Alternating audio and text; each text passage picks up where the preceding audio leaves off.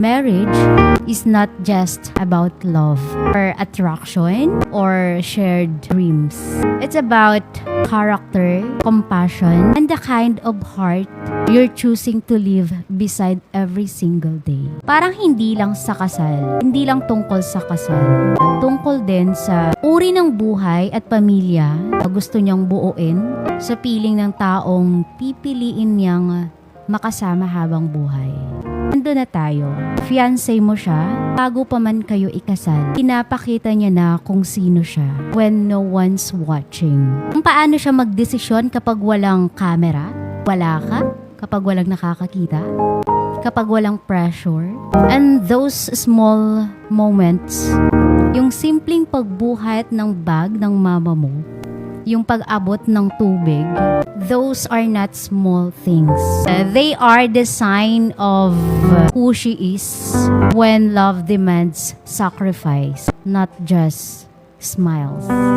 Hindi naman kasi yung mama mo yung sinusubukan mo dito. Yung fiancé mo, dapat lang siguro na itanong mo kung ganyan na siya bago kayo ikasal. Paano pa kaya kapag tunay na bigat ng buhay na ang kaharap nyo, diba? Paano naman kung ikaw naman yung manghina? Kung ikaw naman yung mawala ng lakas, magagawa kaya niyang alagaan ka? O baka cellphone din yung kaharap niya habang naghihingalo ka? Siyempre, totoo naman na hindi niya responsibilidad yung mama mo. Pero kapag pinili ka niya, pinili rin niya ang mundo mo. Ang mundo na meron ka. Parte noon yung mama mo. Hindi mo naman sinabi na araw-araw siyang alagaan. Nakiusap ka lang naman, di ba? Konting malasakit lang sana. Pagkusa, yun yung mahalaga. Ang kasal ay hindi escape from single life. Hindi naman graduation, grand finale.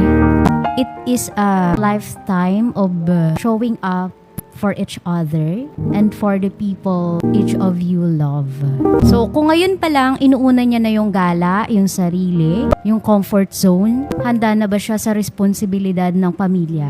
O baka gusto lang niya ng title ng wife, pero hindi yung essence ng pagiging wife.